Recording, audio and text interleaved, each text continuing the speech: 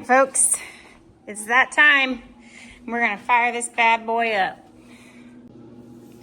We got some eggs to incubate, and we're gonna hatch some dinosaurs. Hello, everybody. Peter Milligan here, Milligan Farms, and today we are going to show you how to set up your GQF 1500 Sportsman's Incubator to hatch your very own baby dinosaurs. Because who doesn't want to do that? Anywho, thanks for being here, and we'll see you soon. Bye.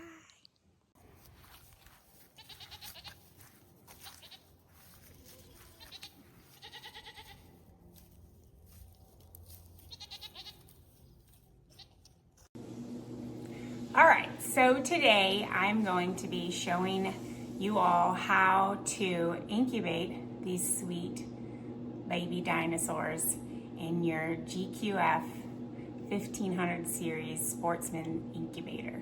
This incubator that I have specifically is a 1502, and yeah, we're gonna give you all the ins and outs of how to hatch these beauties. Here we go.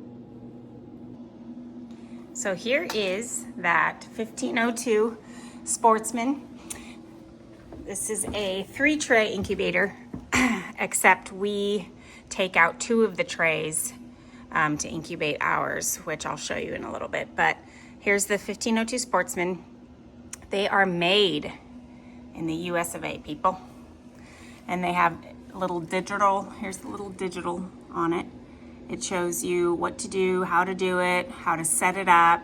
Right now I have mine set to 97.3. And it shows you the temp internally, and then it shows you the humidity. Right now it says it's at 26, and then it turns every 2 hours. So they also have these vent holes, which they normally have these rubber grommets to plug them. I personally do not put them in there unless I'm incubating something like chicken eggs or duck eggs or something of that sort, because emus need lots and lots and lots of airflow, like a lot. So just note that. So as I said, I had it set at 97.3, and here is why I use an internal temperature reading. This says 97.5 for the Govee Life, and then this says 97.6. So, I mean, sometimes they differ.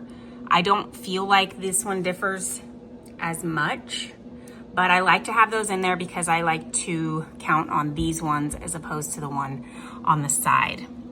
So right now it is reading 28% humidity in this one and 23% humidity on this one, and on the side it was reading 26%.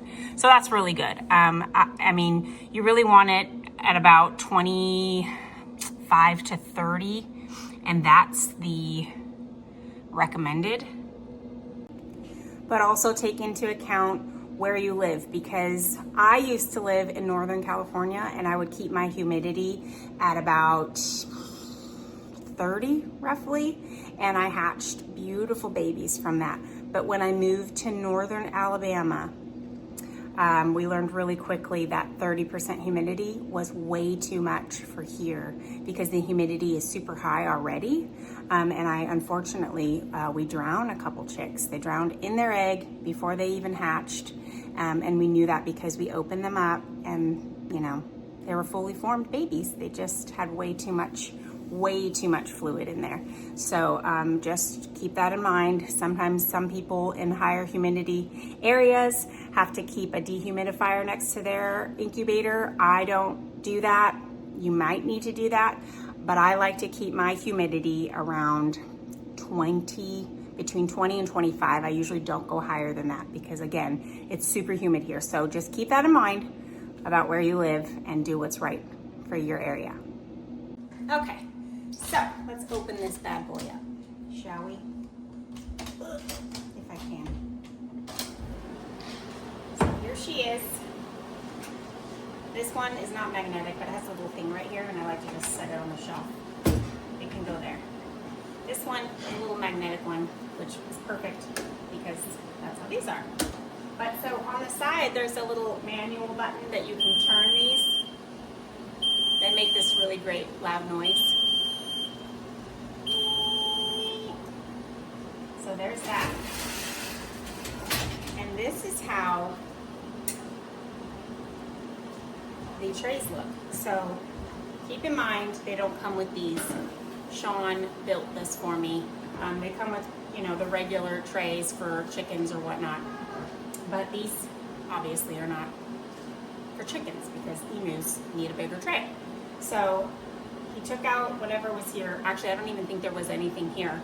And he put these in for me, and my eggs fit perfectly in here. Let me show you. Just like that. And that way, when they're turning, they don't move because the turn is pretty steep. So anyways, you might have to make something like this because, again, they don't come this way. So you have to do a little bit of a project for yourself, but Sean's pretty good at figuring stuff out, and this worked really great for us. You know, I mentioned earlier that they came with these trays. They don't come with any trays. This incubator just comes as it is. It actually also comes with a tray that looks like this, which is where the water is supposed to go. But we actually do not use that because we feel like the surface level or the surface area of this tray just doesn't really work for us since we really don't need that much water right now, or usually at all through the entire incubation. So we don't use that. We actually just use like a small glass bowl that we place right here, right in front of the fans, and it works really well for us. So just in case that works for you, then you can do that. All right, so like I said before, my humidity is keeping pretty strong without any water in it. That is how humid it is here in northern Alabama. So we're not gonna put any water in it as of right now. Once we do, again, we'll just use like a glass bowl right in here. We don't use that bigger one. It just works better for us. I don't know why. That may work better for you, but that's what we'll use. So when we place these in here, I do 5 eggs at a time. I like to do clutches of 5 because it's easier on me as a breeder to only hatch 5 babies at a time every couple weeks, which it works out perfectly because every couple weeks I'll get about 5 eggs from Lynn, who is my laying emu at the moment. So we put 5 in at a time. Ooh, right now I have 6, so we're gonna only do the first 5 of those. So, okay, so we're gonna use one that was hatched on the 5th, and we just place them in here like so. And I'm gonna put them all in the same row because that way I know which row is hatching when, so they're not all spread out. And then this one, and then I like to put the dates facing up. That's why I write on them, because then I know which way they're turning and which way they're not turning, because they turn every couple of hours. So that just works the best for me. Wow, these eggs are actually pretty large. Uh-oh. That is a tight fit. This is actually Lynn's 4th year laying. She started laying when she was 18 months old, which is actually on the young age range of when emus can lay. They could start laying between 18 months or even 3 years. Just depends on that emu that you have. But so I realized that her eggs have actually gotten bigger because normally I don't have to push them to the side to fit 5 in there, and all 5 of these I had to kind of put in here at an angle. So I assume that her eggs get a little bit bigger with age and every year, because normally they're a lot smaller than that. So at least they fit though. So there's our first 5 that we're gonna put in, and we are so excited to hatch these. Let's get them in there. Phew, they fit. So we put the eggs in, and it takes about 50 days on average for an emu egg to hatch, which means if we started today, which I don't even know what today is, the 23rd maybe? I forget.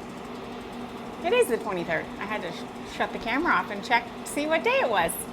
Anyways, so 50 days on average. So about January 12th, these should start to hatch, or I should start to hear them internally pip inside the egg.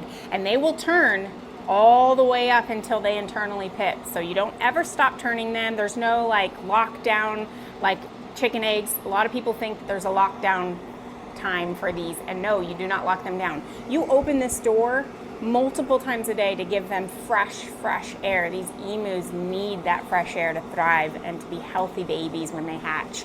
So don't keep the door shut all the time. You know, sometimes I forget that I've left the door open, and I'll come back like 10-15 minutes later and I'm like, oh shoot, I left it open. But they're fine. They're gonna be fine. They love that fresh air. That's why I keep every vent hole open. All of these holes, keep them open.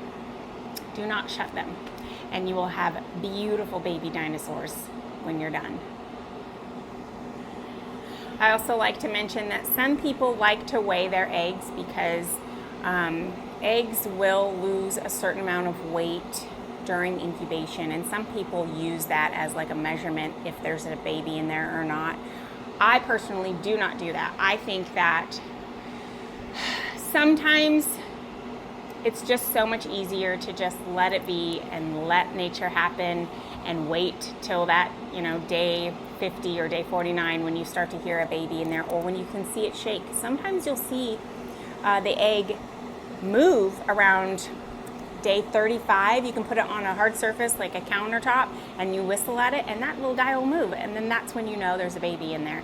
So I personally don't do the weighing thing. I think that it just it stresses people out and it gives you more of a headache than anything. We just let them do what they got to do, and in the end hopefully you'll get a beautiful baby.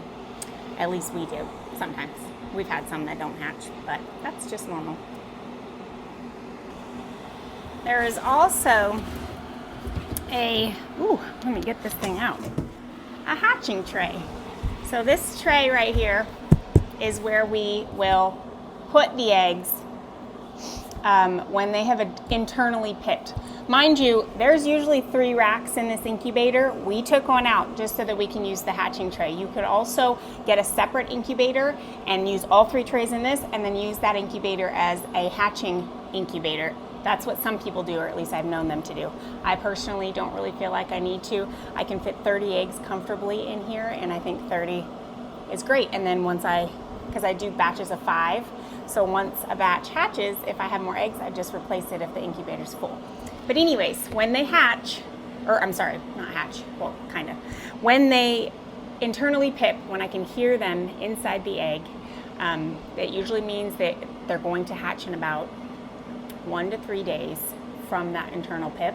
I will take them from the turning rack and put them in here so that they have a safe place to hatch, so they don't do it in the turning tray, because that would be terrible. I've had that happen before, and goodness sake, it scared the heck out of me. I like to I get these like shelf liner from literally Walmart, or you can even go to Dollar General, I think, and this stuff non-slip. Remember, these babies are so fragile. Their legs are just so fragile, and that is the most detrimental thing for them if they get injured on their legs, and it's not pretty. So you want to have a non-slip surface for these babies, because this is too slippery. So I like to put a puppy pad down, and then I place this over it so that the puppy pad can absorb whatever fluids come out when they hatch, and then this keeps them from falling, tripping, or doing anything, or pulling a tendon, which is terrible, but they will if you don't take care of them. Do not put them on anything slippery for a while. But anyways, this is what we use. And once they hatch, oh, it's so lovely. Baby dinosaur heaven, like heaven. To me, at least. Maybe not to you. But anyways, this is the hatching tray. Again, you might have to take out a shelf if you're going to use just one incubator because you don't want the babies' heads to hit the bottom tray. So here is the digital center here. This is where you will see all of what you need to see about your incubator. It has really great instructions for you on here. It tells you this is where you can do the auto turn. If you just hold it down, it'll show this green light. That means the auto turn is on. For me, it is on every 2 hours, it'll auto turn. And then here's the manual. You can press that if you want to move it manually, and you heard it just now do it. But then you hold this down and it'll turn it back on. So this means that it'll auto turn, which is my preference. Here is how you get the temperature to go up or down, and you hold that down if you want it to be cooler, or you hold this down if you want it to get warmer. But this is where it'll tell you everything. There's great instructions come with this incubator. I find it very easy to use.